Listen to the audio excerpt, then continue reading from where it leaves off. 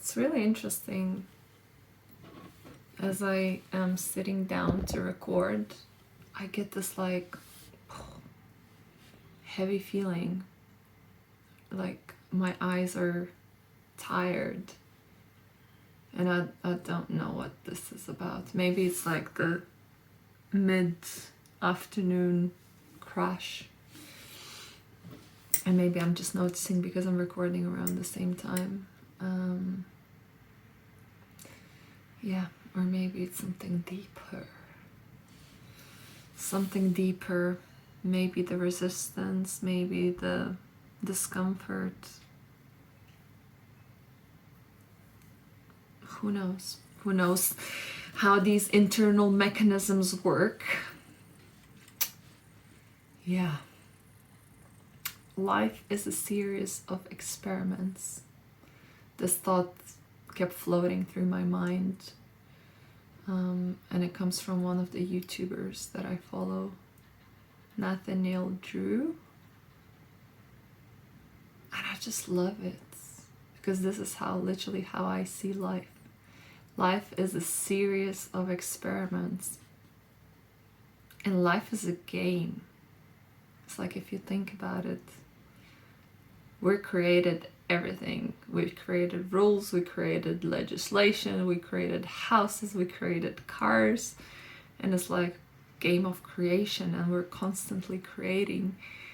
And my mentor says, you're never not creating. So there's always something we're creating. And I think oftentimes we forget that life is a game and life is a series of experiments. And when we do forget that, we get very serious about everything.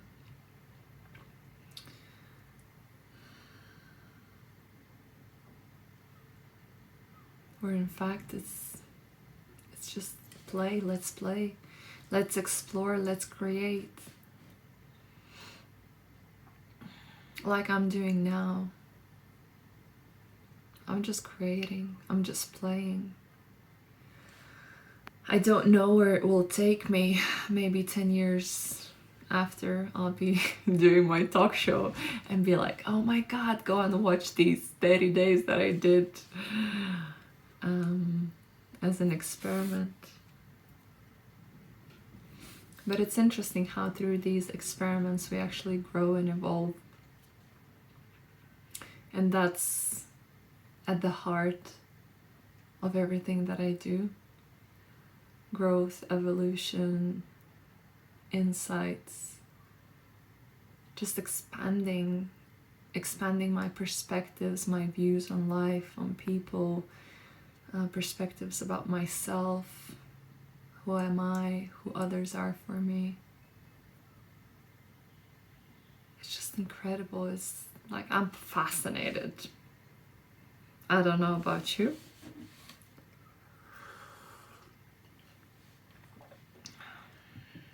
I am fascinated about life and how I create and how I play, and how some of us just play full on and some of us hold back. And this holding back is also fascinating. I was talking to my fellow friend, coach from the creator circle that I'm in. And I was sharing how I want to create more of who I am through a conversation in the presence of others. And specifically how I hold back sharing my vision.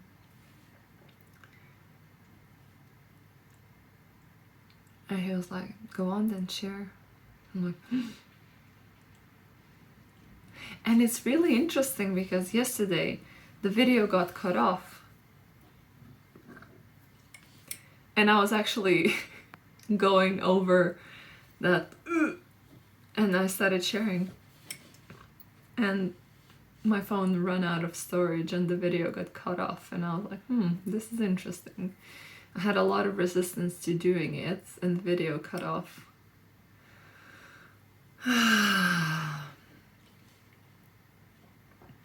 And this resistance is like, it's all mind created, right? If you think about it, everything that we're afraid of, everything that we hold back, everything is mind's creation. And it's like, it's not real. Your mind says, or it doesn't even say specifically, but it just like, ugh. Like it's just this.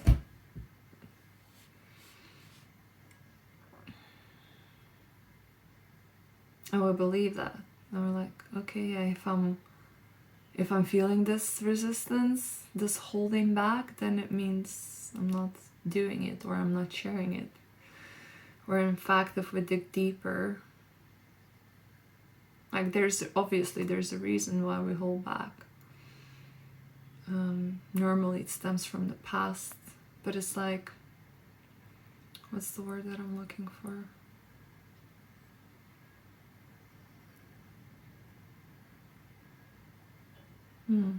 Couldn't find the word in my mind's library. Basically, it's just an illusion. It's not real, but we believe it, and it's so fucking strong. We believe it's so strong.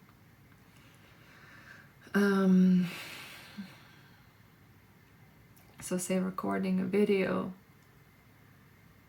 I used to watch people recording videos and I'd be like, oh, how are they doing it? I wouldn't be able to do it. And it's like, where is that coming from? Like, who said I wouldn't be able to do it?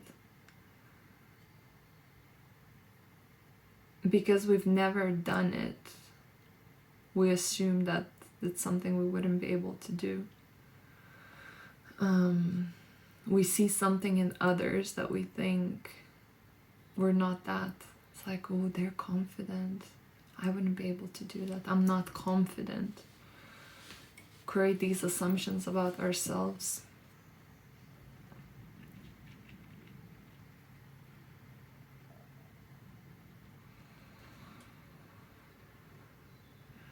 But it's like, the confidence is not something you're born into. It's essentially a skill that you acquire through doing. So I become more confident recording these videos the more I do it. It's not like when I'm confident I will then do something. It's where we get it wrong way around. Like, oh, I'm not confident, like I wouldn't be doing it.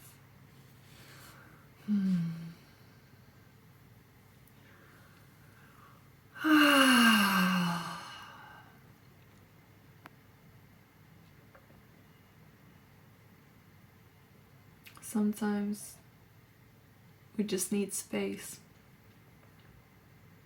I need space a lot.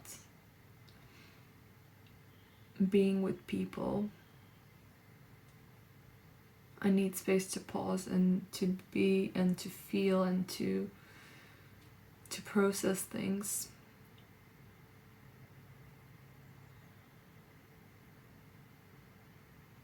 A lot of us are cramming shit into the silence just to avoid the silence. Unconsciously, obviously. Feeling discomfort when someone is silent.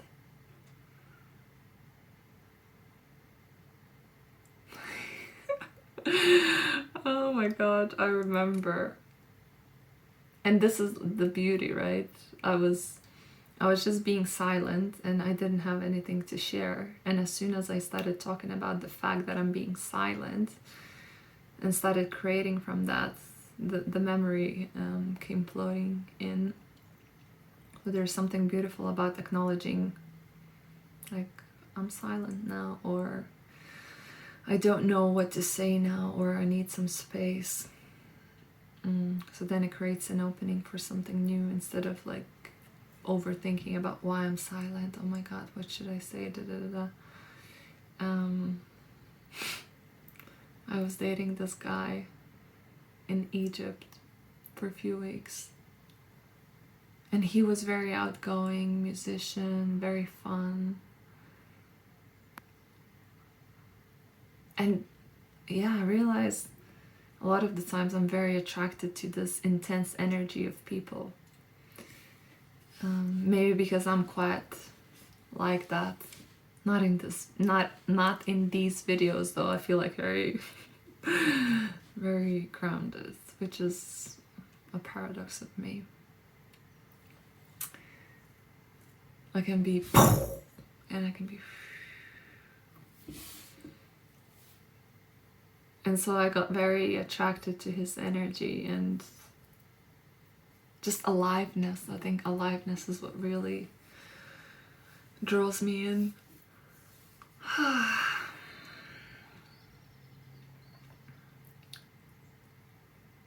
And I remember we would hang out and there would be moments where I would get silent and he would get silent. And once he said to me, like, I don't feel comfortable.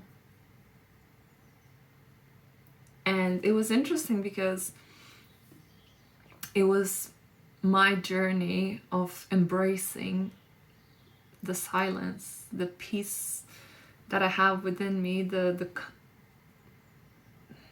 I mean, it was not comfort, but like me becoming comfortable in my silence and embracing that and owning that. And someone is telling me I'm uncomfortable and I'm like, interesting. Like, just as I'm becoming very comfortable. And I was like, I don't remember what I answered. But then there was a second occasion when he was ill and I came down and we were just laying there. He was like, I think he had COVID. No, he wouldn't have had COVID because I wouldn't have been there. But he was laying there lifeless and I brought some food and we're just laying there, exchanged a few words and just resting in the presence of silence. And again he goes, you know what, I'm feeling it again, like I'm feeling uncomfortable in the silence. And I was like, wow, how interesting is that? It's powerful, the fact that he acknowledged it. But yeah, this discomfort and silence, it's like, what is it that you are uncomfortable? And I think a lot of the times it's just being with ourselves, being with our thoughts, our feelings, our emotions. Because when we're talking, when we're doing, we're moving, like there's constant doing, and it's a distraction in a way. But once we slow down and stop, it's like all of a sudden you can witness yourself, your mind being probably very agitated and active and overthinking, and yeah, it's uncomfortable. It's like this kind of deep existential discomfort of like, who am I without doing, without a task, without a purpose, without a goal? Who am I?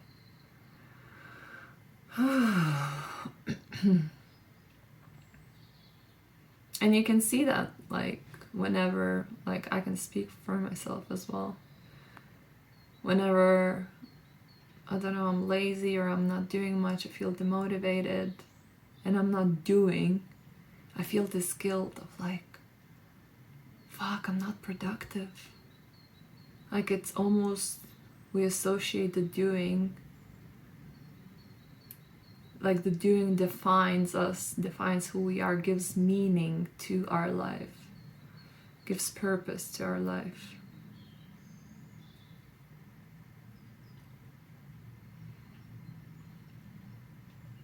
Yeah, so it's interesting.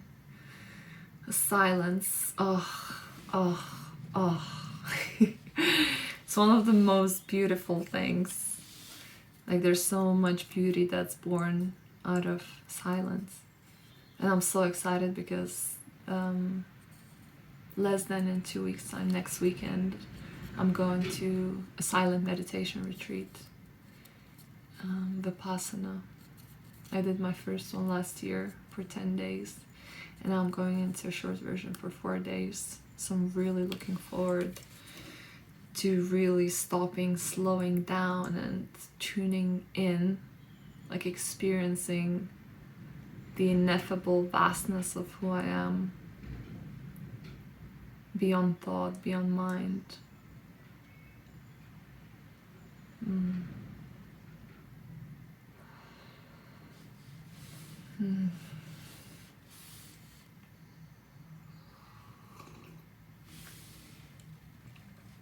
Mm. Yeah. And my heart awakes to the sound of silence, and it beats to the sound of silence, and it beats to the sound of silence.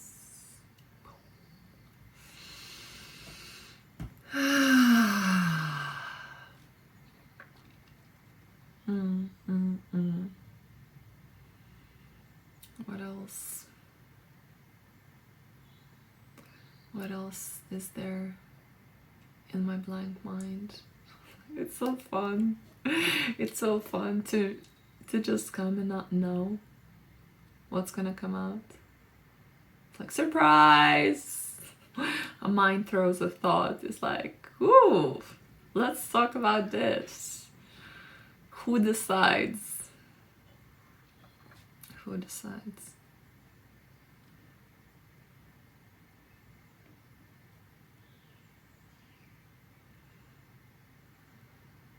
Who decides?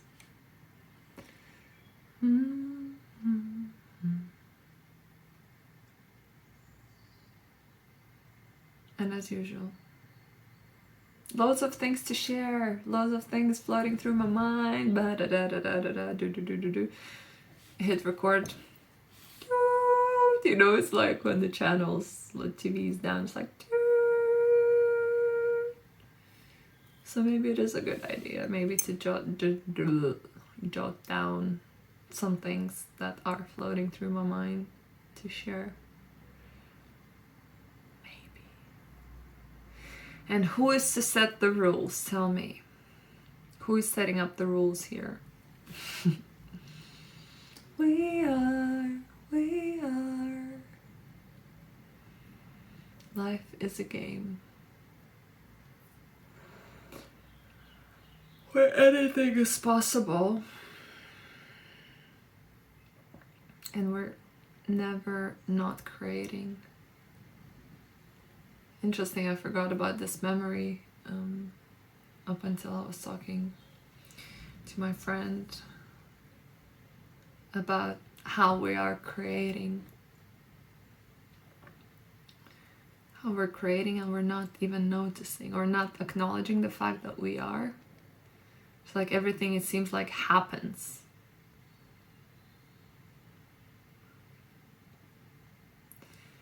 And for the longest of time, since I remember myself, since around school time, I had really bad teeth. And my parents couldn't care less to take me to dentist, so I couldn't care even more. I was just like, whatever. No one, kids, they don't like brushing teeth. I didn't like it either. And I ended up with, my teeth were very crooked. And yeah, ugly. And I wouldn't really smile. I would smile, but I would always like hide my smile with my hand, or like I wouldn't show my teeth. And it was, for the longest of time, a dream of mine to get braces. In my country, it's not something you get for free. I'm not sure about now, but it was not free at the time when I was younger. I was wearing some alternative, but again, I wasn't consistent and whatnot. And I was dreaming that one day, when I grow up, I'll get braces. And the day came. I grew up. I think I was maybe 24. I was living in the UK already. And I saved up. I went back home to get my braces done because it was cheaper there and better quality. And I wore them for a few years, got them taken off. Like, the teeth were okay, and I kind of went on with my life. And then it hit me one day. I think it was probably, I don't know if it was a year after or less. It's like, my biggest life dream came true. I was like, fuck. I used to dream about it day in and day out. I was so ashamed of my teeth. And it was just a huge dream of mine. Like, girls dreaming to get married. I was dreaming about braces. And it just hit me. I was like, fuck. How can you go your whole life dreaming about something, getting it, and then like taking it for granted and forgetting about it? And this memory came back to me when I was talking with a friend today, and about the fact that we're never not creating and we're always creating. And this memory came back. I was like, fuck, so I've created my teeth, my smile, my dream. Like, I've manifested, whatever you want to call it. And I just forgot about it. And I think a lot of the times we go through life thinking that everything is just happening, you know. You buy a house, you buy a car, you construct something, and it's like you move on. And you don't really see how much you've actually created in your life. The body that you've created, the family that you created, the business that you've created, the art that you've created, the love and compassion that you've created for others. So many things.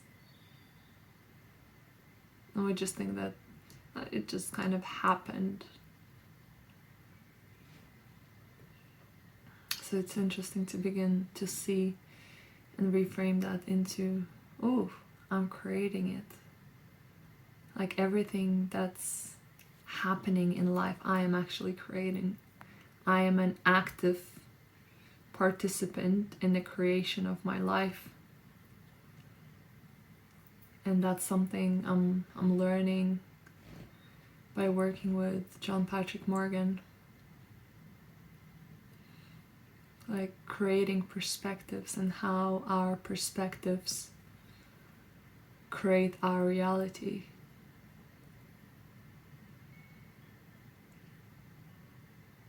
And how we're never not creating. And the most fascinating thing is, so creating kind of in a sense of like good things is like, yeah, obviously, yes. I will take the credit for that creation, but when it comes to like something fucked up, messed up, or like something you don't want, it's like, how are you creating this? Like, this morning,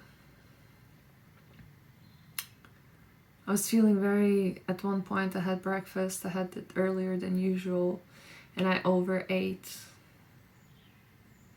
And I was like, how am I creating being groggy? And you know, most of us be like, oh, I'm groggy. This is a happening. I'm feeling groggy. I'm feeling tired. I'm feeling exhausted. So it's like, it's happening to me. And it's a very disempowering perspective because we don't have power in that. But if we start seeing and asking how we're creating it, we can reclaim that power and do something about it. And I was journaling, I was like, how am I creating being groggy? And there were a few things that I wrote down. I went to sleep late. I overate. Something. I think that was... Wait, let's see what I wrote.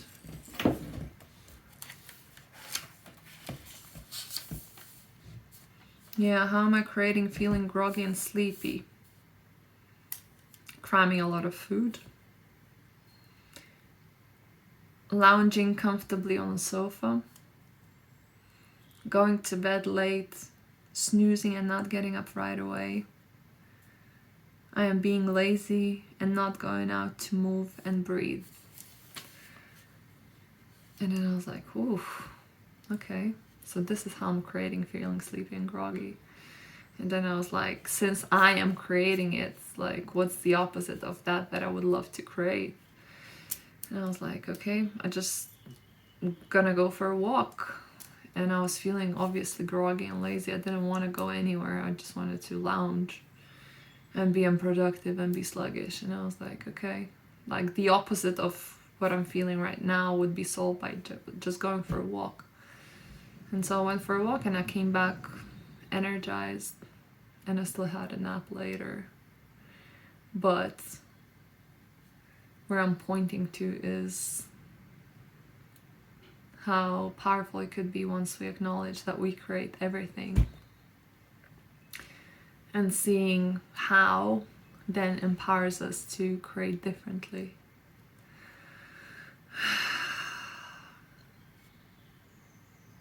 That's something I work with my clients on. Doesn't sound, I don't know why. This is something what we explore as well. How are we creating it?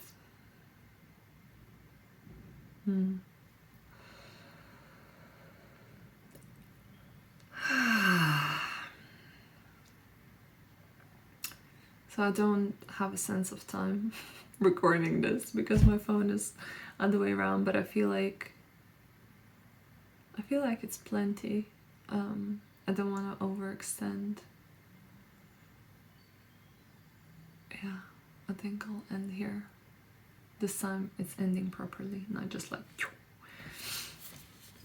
So let me know if you're watching, what you're hearing, what you're seeing, and what you're feeling being with me. And thank you for your presence, for your time, and for playing with me, for witnessing, and for allowing me to co-create. Love you. See you in the next one.